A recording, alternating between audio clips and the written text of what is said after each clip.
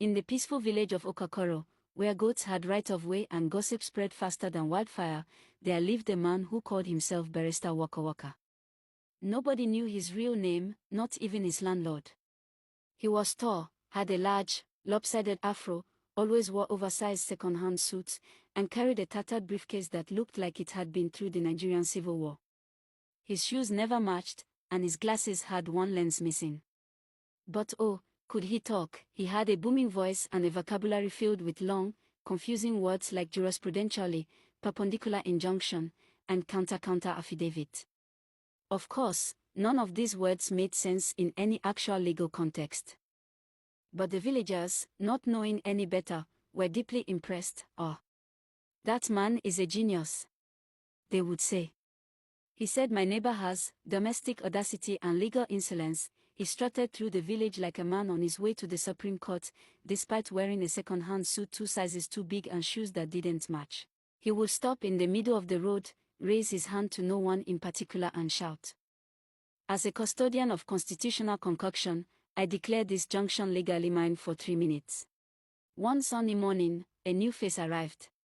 She was tall, graceful, and mysterious, Miss Koi. Her bright red high heels clicked confidently on the dusty ground, and she carried a smart briefcase filled with real law books, not storybooks like Waka's. She introduced herself with full pride: Barrister Koi Esquire, Bachelor of Laws, First Class, University of Benin. Called to bar, 2011. Koi said she had only come to visit her grandmother. But in just 2 days, she had already sensed something strange going on in the village, especially around the famous tree where Barrister Waka often held his fake court sessions. Waka was holding court between 2 angry farmers who were arguing over a chicken.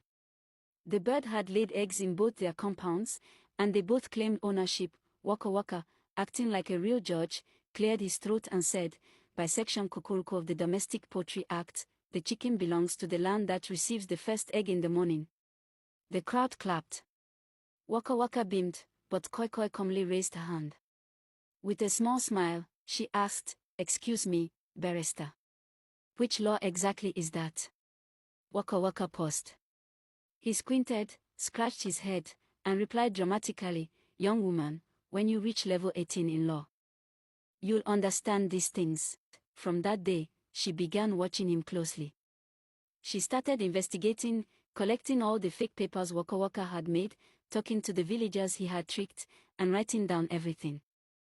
Word spread like wildfire through the village. A new lawyer had arrived.